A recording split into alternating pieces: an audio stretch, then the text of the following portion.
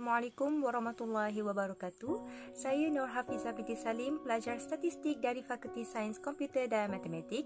Jadi pada hari ini saya ingin berkongsi serba sedikit ilmu mengenai apa gunanya berdoa. Dalam firman Allah Subhanahu wa taala yang bermaksud, dan Tuhanmu berfirman, berdoalah kepadaku, nescaya akan aku perkenankan bagimu. Sesungguhnya orang-orang yang menyombongkan diri dari menyembahku akan masuk neraka jahanam dalam keadaan hina. Surah Al-Mu'min ayat 60. Oleh itu, mintalah kepada Allah. Sungguh Allah Subhanahu Wa Taala amat menyukai hamba-hambanya yang gemar meminta kepadanya. Jadi, sekarang saya akan berkongsi 4 manfaat berdoa. Yang pertama, dapat menyembuhkan segala penyakit. Dalam buku peranan agama dalam ilmu kedoktoran, Profesor Aulia ada mengatakan di antara ubat yang mujarab untuk menyembuhkan penyakit adalah berbuat baik, berdoa, memohon, berzikir, merendahkan diri dan bertaubat. Pada tahun 1996, seorang pengkaji telah melakukan suatu penelitian terhadap hubungan agama dan terapi penyembuhan penyakit. Kesimpulan yang beliau perolehi adalah terapi perubatan yang tidak diiringi dengan doa tidak akan menghasilkan kesan yang mujarab. Sebaliknya, doa yang tidak disertakan dengan terapi perubatan juga tidak akan termakbul.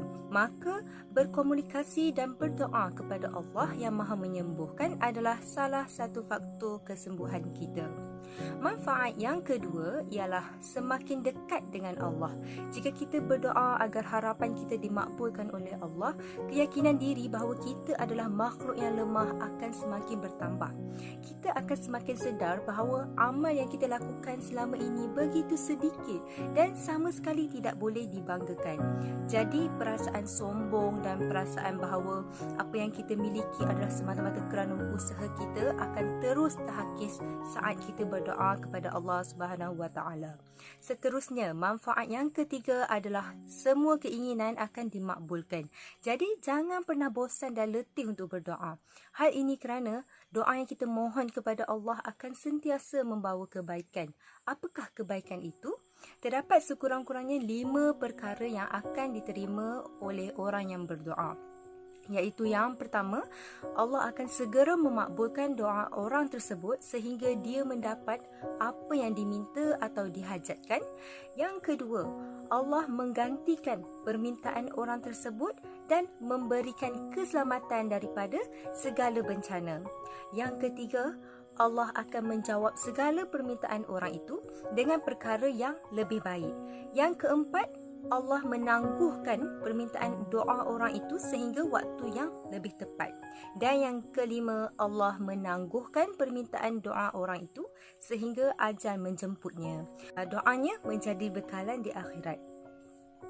Poin kelima disahihkan oleh sabda Rasulullah sallallahu alaihi wasallam, iaitu pada hari kiamat kelak Allah berkata kepada hamba-Nya, apakah kau berasa sebahagian doamu dimakbulkan dan sebahagian yang lain tidak? Seorang hamba menjawab, ya. Kemudian Allah berkata, doa yang kau mohon kepadaku, aku perkenankan untukmu.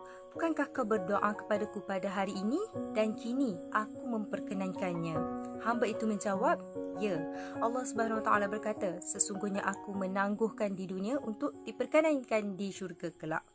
Oleh itu, tiada doa yang sia-sia, kecuali semua doa itu akan diperkenankan hingga orang yang beriman berharap agar semua doanya ditangguhkan untuk dimakbulkan di syurga.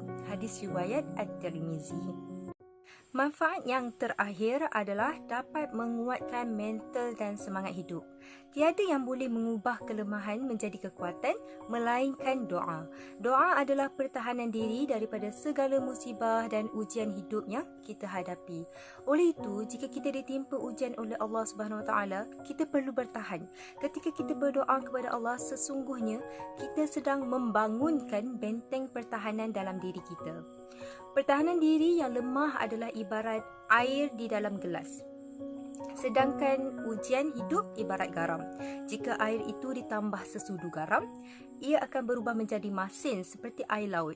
Tetapi jika pertahanan diri kita kuat, ia boleh diibaratkan sebagai air danau.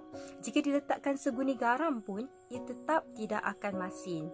Kesimpulannya di sini, doa mempunyai 1001 manfaat yang dapat kita peroleh dan amalkan dalam kehidupan. Sesungguhnya Allah telah memberikan pelbagai cara kepada hamba-Nya untuk sentiasa mengingatinya. Salah satunya adalah dengan berdoa. Jadi, saya berharap agar kita sama-sama memperbaiki diri dengan memperbanyakkan lagi amal ibadah supaya boleh dijadikan bekalan di akhirat kelak. Sekian dari saya, terima kasih.